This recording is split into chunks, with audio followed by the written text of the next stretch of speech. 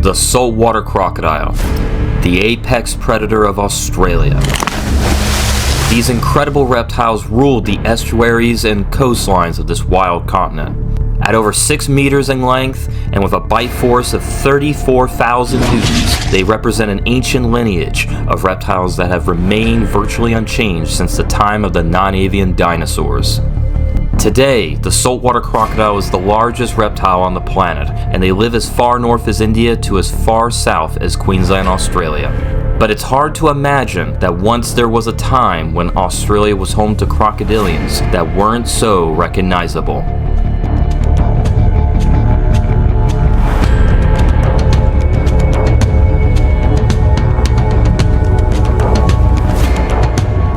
On this adventure, we will be traveling back in time 40,000 years ago, a time when large animals known as megafauna ruled over the blistering and barren rocks of the Australian Outback, a time when wombats were the size of rhinos and kangaroos stood far taller than a person.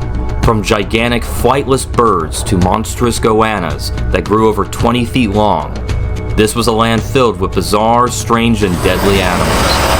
However, there was one particular predator that dominated throughout the Australian Outback for 24 million years.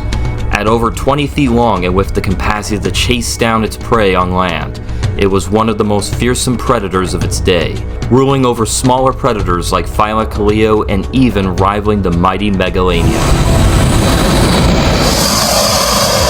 Epoch now is excited to welcome you to join us as we uncover the incredible story of one of Australia's forgotten apex predators. This is the story of Quinkana, an Outback Terror.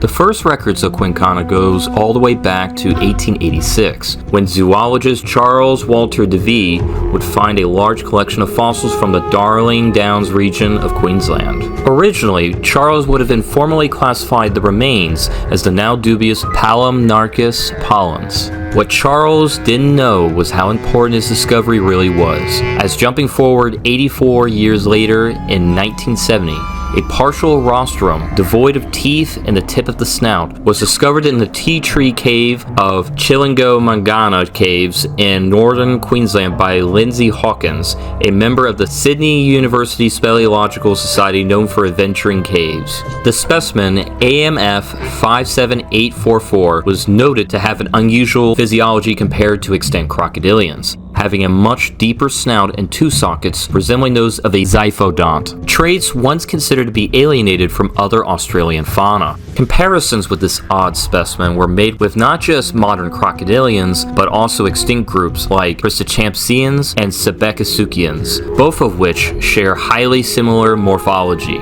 5 years later, in 1975, a partial maxilla and other various fossil fragments of another zyphodont crocodilian were discovered in the Texas caves located in southern Queensland by paleontologist Michael Archer.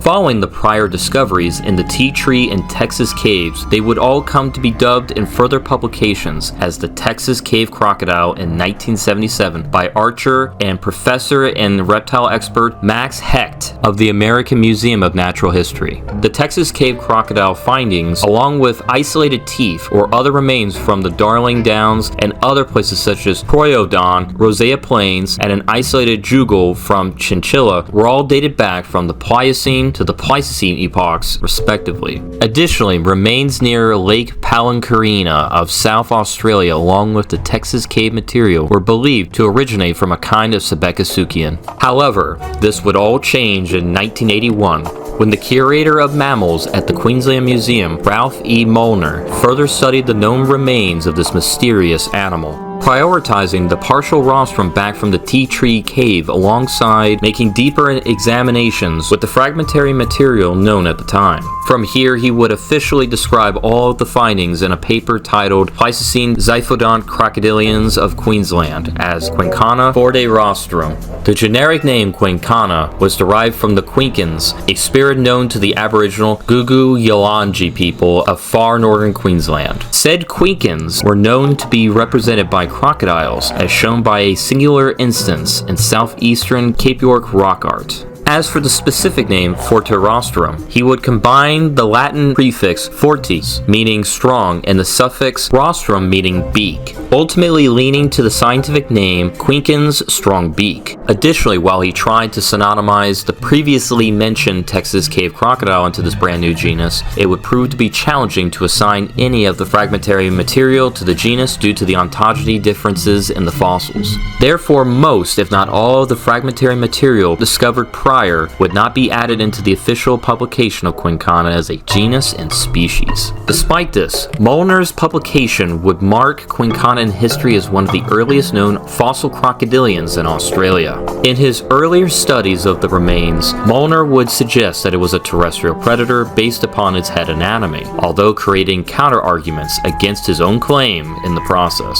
With this claim, he similarly proposed a relationship between his new species and Pristichampsis from Europe. After Molnar's description of Quinkana, Australasian fossil crocodilians would have a significantly vast improvement in scientific understanding. In New Caledonia, brand new crocodilian fossil material would be found and subsequently described in 1987 by French paleontologists Jean-Christophe Belloway and Eric Bouffiet as Mechasuchus inspectatus. Much like Quinkana, Mechasuchus had numerous differences when compared to crocodilians we know today. Therefore, in 1993, these two remarkable reptiles alongside numerous other species found in the years prior would come to form a new clade of crocodilians known as Mechasuchinae. This clade of reptiles would come to be known for their unique skull shapes. Just a year after, in 1994, multiple fragmented snout remains dating between the middle to late Miocene were uncovered in the Bullock Creek locality's limestone of the Northern Territory.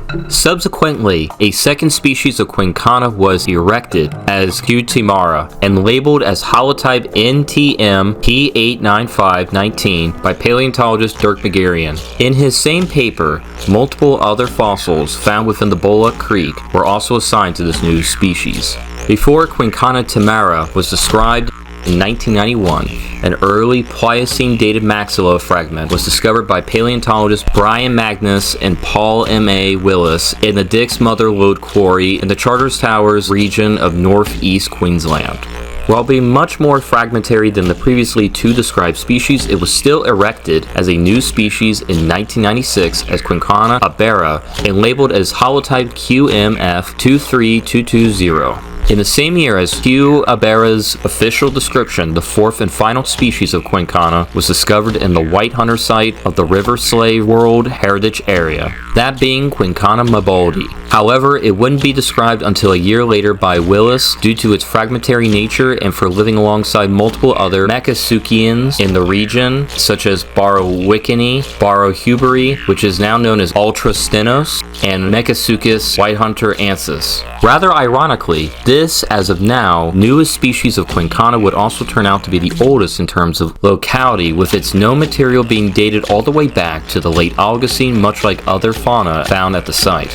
In the years that followed, while no exceptional fossil material for it would be found, the debate on whether or not Quinkana was a terrestrial predator would increase in popularity along with various other ecological habits. The latest notable find of Quinkana would come all the way in 2013, where a possible Quinkana tooth was discovered that was dated back to the late Pleistocene. However, what makes this unique is the fact that it was not only found around the King Creek catchment back in Darling Downs, making it the first Quinkana material dated back to the late Pleistocene since the teeth mentioned by Molnar in his official description, but it also found in a site predominantly known for its fossil material of the notorious Varanus priscus, otherwise known as Megalania. it the largest terrestrial lizard of all time. Overall, Quinkana has had quite an expansive history since its discovery. While most of its material is quite fragmentary in nature, hopefully in time we will find more complete material that allow us to piece together what kind of creature it truly was.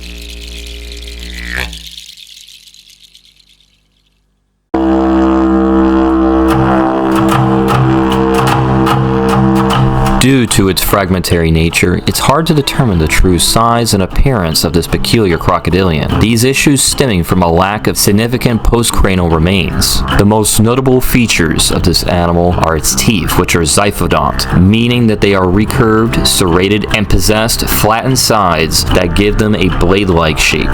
This feature is not exhibited in modern-day crocodiles, which possess conical teeth, but instead are similar to terrestrial predatory dinosaurs, such as what are found in Carnosaurus. Additionally, going off of other mechasuchines, Quinkana and its kin are also quite distinct when compared to other modern crocodilians, as some of its closest relatives exhibit different body proportions, such as the likes of longer forelimbs and hind limbs, which would have likely allowed for easier locomotion on land.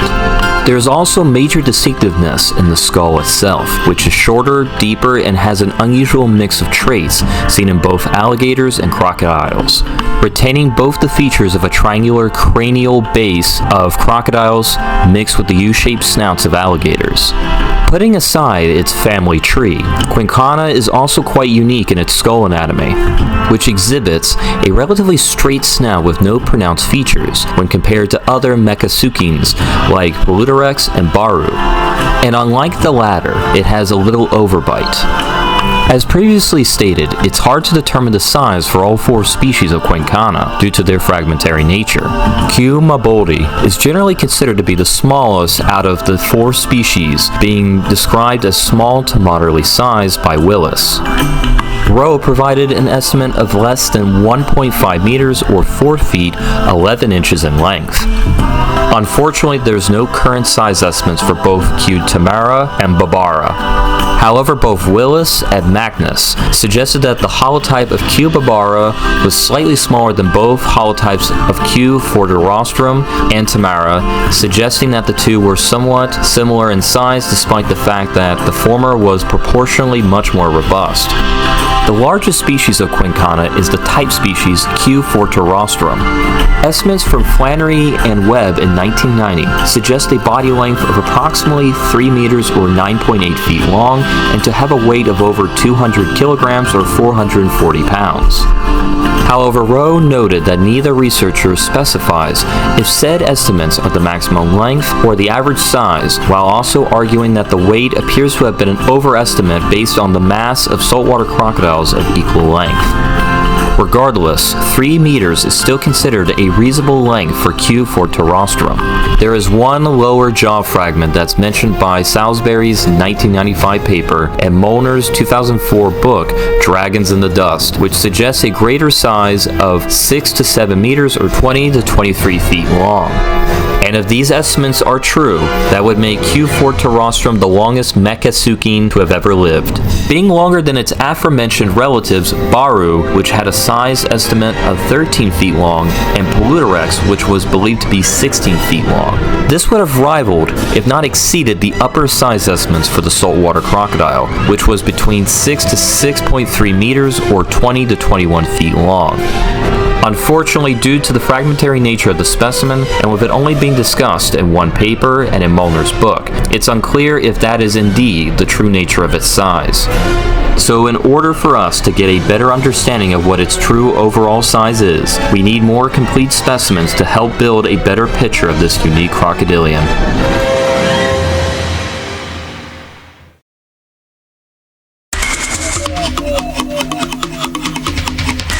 As previously mentioned in History and Discovery, Quinkana belongs to an extinct clade of crocodiloids called mechasuchines. This group of crocodilians thrived in Australasia from as early as the Eocene up until as late as the Holocene, just a few thousand years ago. There are a total of 10 different genera identified within Mechasuchinae, most of which occupied and called mainland Australia as home. Some members were apex predators, while others occupied smaller trophic level niches. Some members of this family tree include the smaller Trilophosuchus and the aforementioned Ultrastenos, along with other larger members such as the also aforementioned Baru and Paludorex. The phylogenetic placement for Mephilas is a rather controversial one due to the poor fossil preservation of crocodilomorph remains in Australia. However, considering their origins lie in eastern Australia, it's likely that they're ancestral to other Australian Neosuchians or Eusuchians that lived on the continent during the Cretaceous, like the dinosaur-eating Confractosuchus or Isophoria. Unlike them though, Mechasuchians are confidently considered to be true crocodilians, all of which are far more semi-aquatic. The latest papers published between 2023 and 2024 had concluded that Mechasuchinae are in fact a sister group to Crocodilidae, especially making them closely related to modern crocodiles, but far more distant to alligators and gharials. One other such theory for their evolutionary origins that was suggested is the idea of another older clade known as Orientalsuchina being deeply nested within Mechasuchinae as a subclade, but the lack of evidence to support this hypothesis is why this idea is largely rejected. If these family trees are related though, this could suggest that Mechasuchinae are late survivors of the Cretaceous Paleogene extinction that killed the non-avian dinosaurs and have also originated in Southeast Asia instead. In conclusion, while the evolutionary origins of this bizarre group of true crocs remain a mystery, their success in Australasia cannot be ignored. Their unique physique and adaptability allowed them to survive dramatic changes in Australia that would eventually lead to the rise of Quinkana along with its local inhabitants.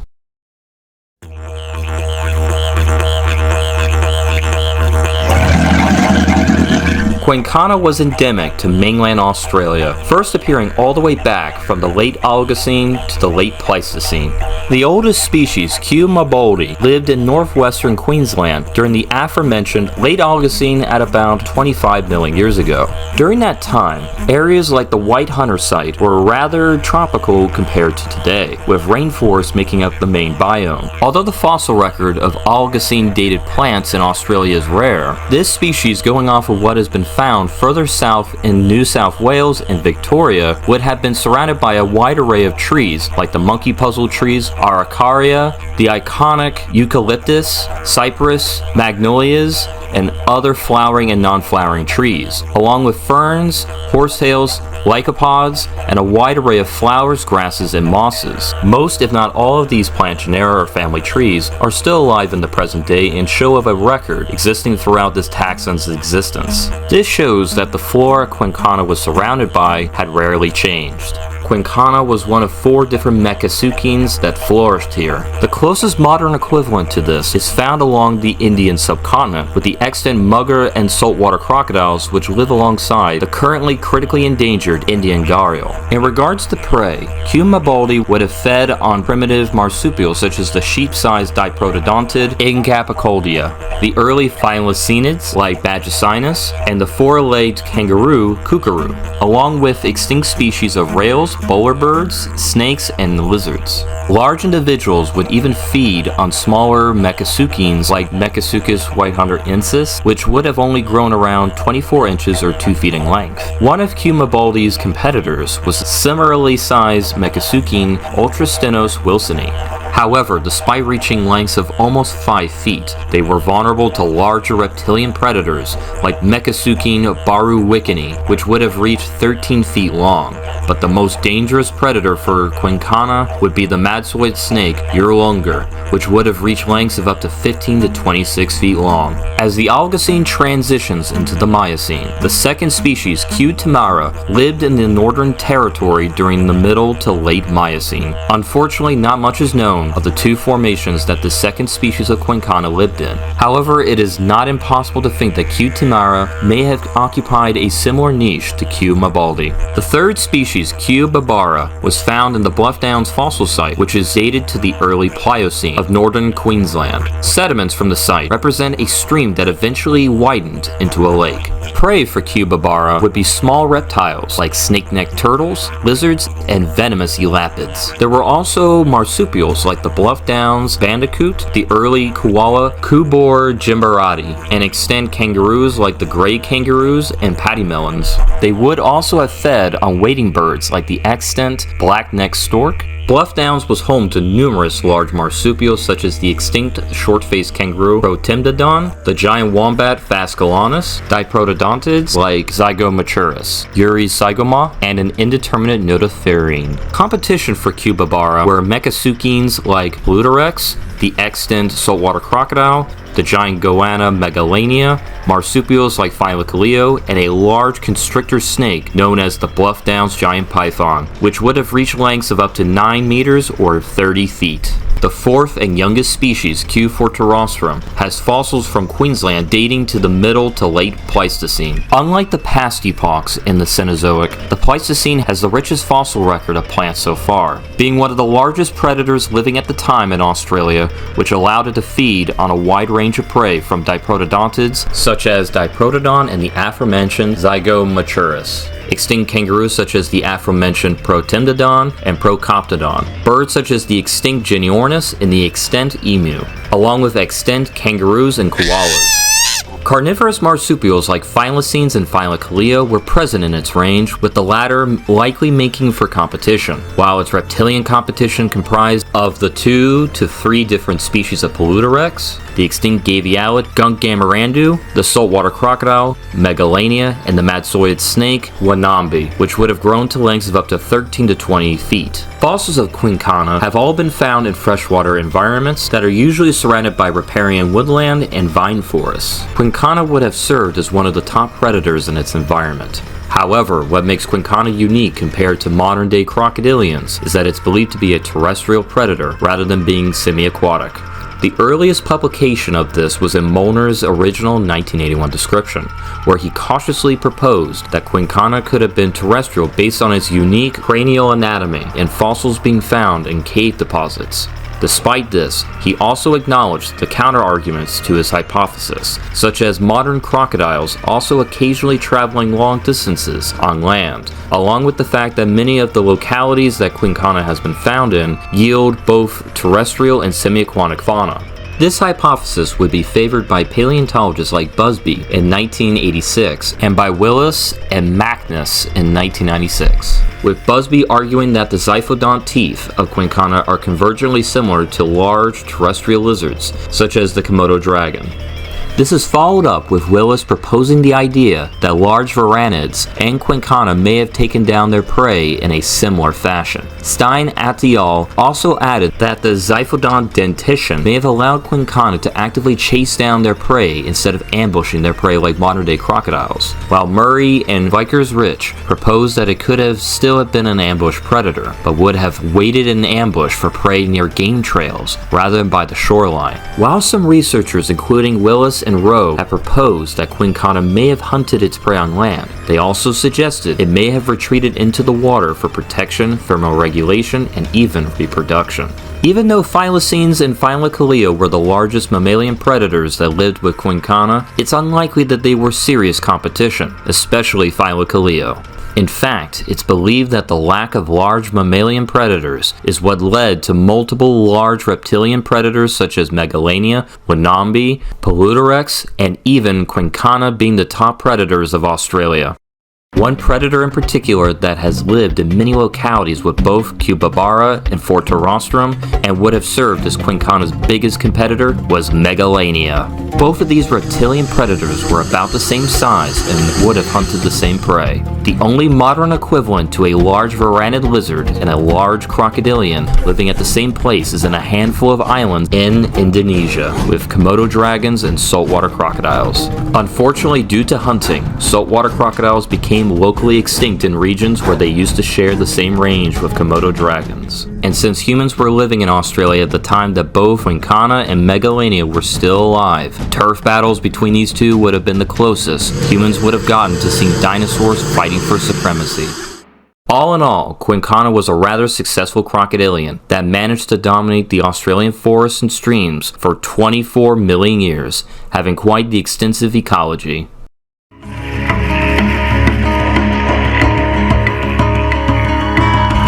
Unlike most other animals we have covered on Epoch now, Quinkana has made only 2 official appearances in any form of media since its discovery, with its first being the 2021 mobile game Dinosaur Park Primeval Zoo, being added a year later in 2022 as a premium creature.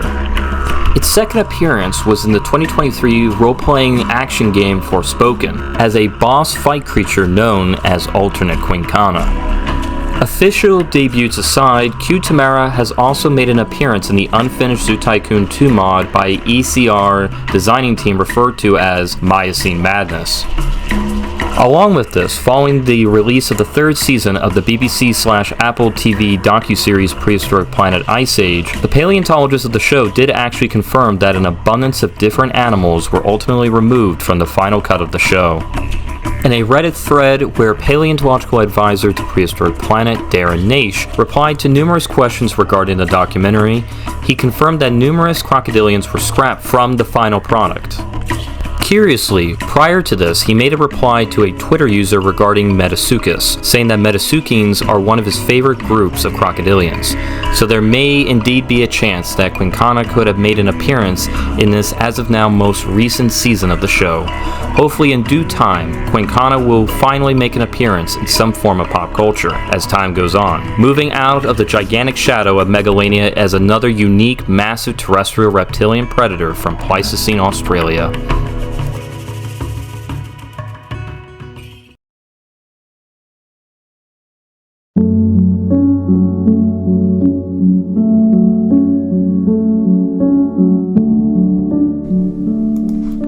Quinkana was a remarkable and highly successful predator, managing to dominate in Australia for 24 million years, making this crocodilian one of the longest-lived creatures that we've covered thus far on Epoch Now. From its humble origins back in the Oligocene, it managed to find success while competing with other large reptilian predators, including other closely related Mechasuchines. However, despite its success, Quinkana would tragically go extinct at the end of the Pleistocene.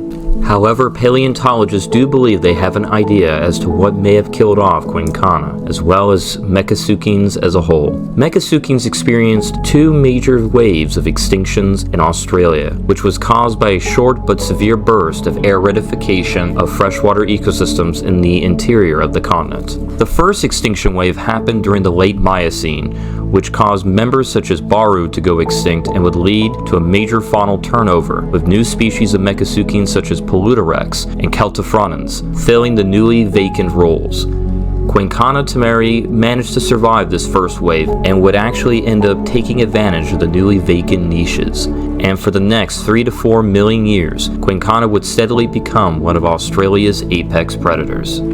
However, these same environmental changes would rear their head again during the late Pleistocene. Fossil evidence suggests that Quinkana managed to survive up to as recently as the late Pleistocene, with fossils like the isolated tooth that was found from the King Creek dated to around 122,000 years ago, and fossils from the South Walker Creek site dated to around 40,000 years ago.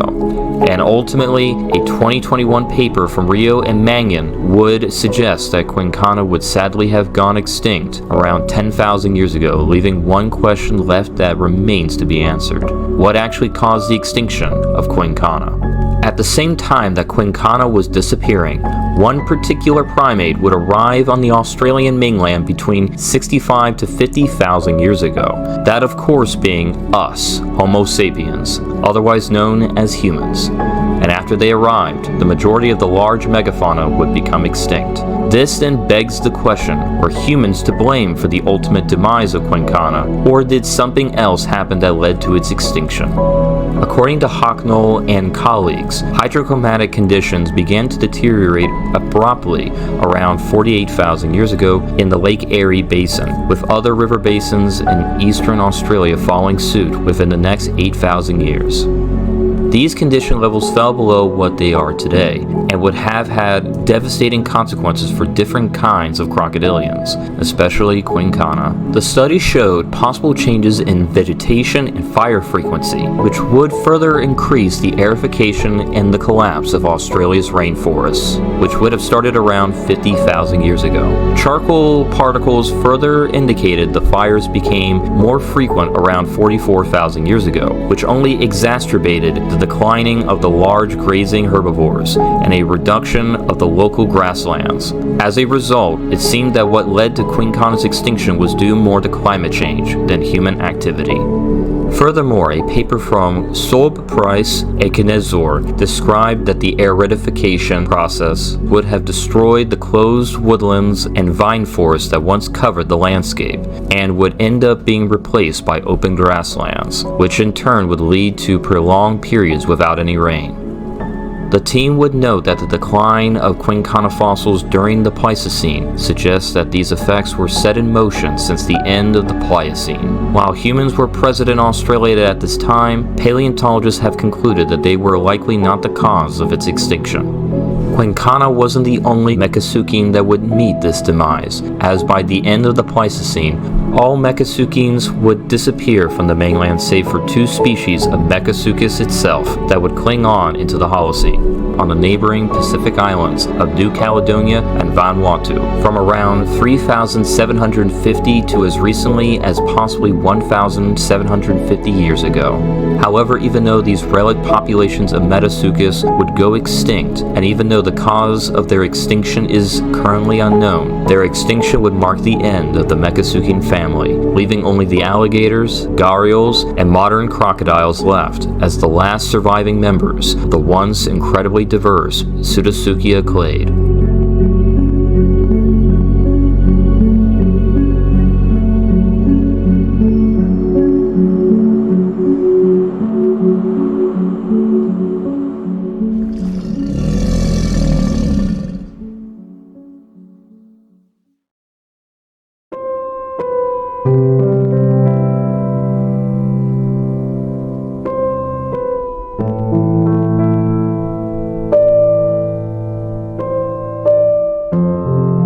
However, its contemporary, the saltwater crocodile, would indeed end up surviving the environmental changes that killed off the Mecasuchians and would spread around South Asia, Indonesia, Australia, and its neighboring islands. Though while it would survive the climate changes that killed its relatives, it would unfortunately face a new threat at the turn of the 20th century. For a while, the humans did not contribute significantly to the death of Quinkana. They would unfortunately wreak havoc upon the remaining crocodilians left on the continent later on in history. Unregulated hunting for both its meat and eggs would cause a dramatic decline in the population throughout the range of this animal, and along with overhunting, habitat loss, and nesting areas being trampled by feral water buffalo. These effects have affected saltwater crocodiles throughout their range, especially in their Australian populations, with them falling by 95% by 1971. And even though saltwater crocodiles would finally receive full protection under Australian law between the years of 1970 to 1974, this wouldn't be without its setbacks. Saltwater crocodiles have a notorious reputation for being man-eaters, and while attacks from crocodiles are rare, it's more often than not the crocodiles taking the brunt of the blame, with the majority of the general public viewing these animals as pests at best and monsters at worst. This is further exacerbated by some members of the Australian Parliament who had repeatedly tried to have no hunting laws on crocodiles repealed, and even going so far as considering these laws as evil. With all of these issues facing the saltwater crocodile, it seemed for a time like the future was bleak. However, at the turn of the 1990s, one man would change not only our perception on these fantastic reptiles, but of our entire view on nature as a whole.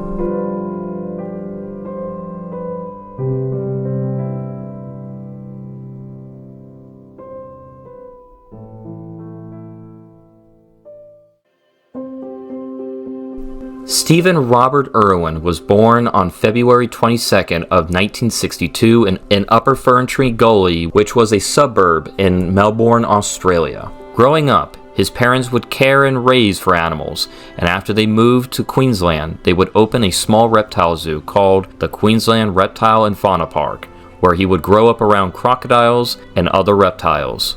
Steve would eventually go on to take over management of the park, which would later be renamed the Australia Zoo in 1991, and a year later he would meet his future wife Terry Raines. After they got married, they would spend their honeymoon in Queensland trapping what are known as nuisance crocodiles.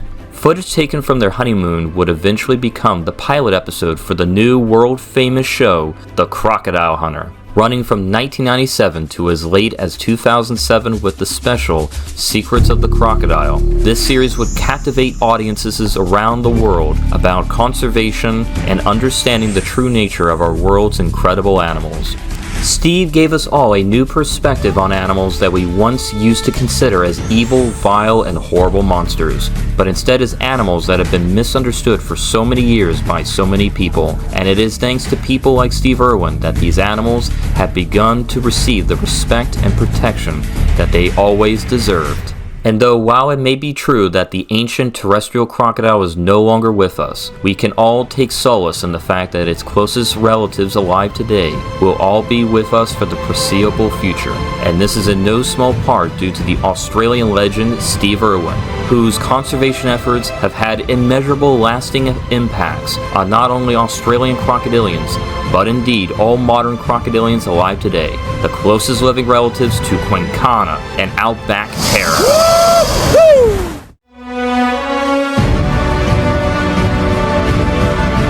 Missing a large section of his tail, putting him over 17 feet in length. A true super croc. What good is a fast car, a flash house and a gold-plated dunny to me? Absolutely no good at all. I've been put on this planet to protect wildlife and wilderness areas, which in essence is going to help humanity. I want to have the purest oceans. I want to be able to drink water straight out of that creek. I want to stop the ozone layer. I want to save the world. If there's one thing that I, Steve Irwin, would want to be remembered for, it's be remembered for passion and enthusiasm. Conservation is my job, my life, my whole persona. Is there anything in this world that would want to make me give away what I'm doing now? Yes. Yes, there is. When my children can take the football that I call wildlife conservation and run it up. When they're ready to run up our mission, I will gladly step aside. Then and only then will I know that I have achieved my ultimate goal.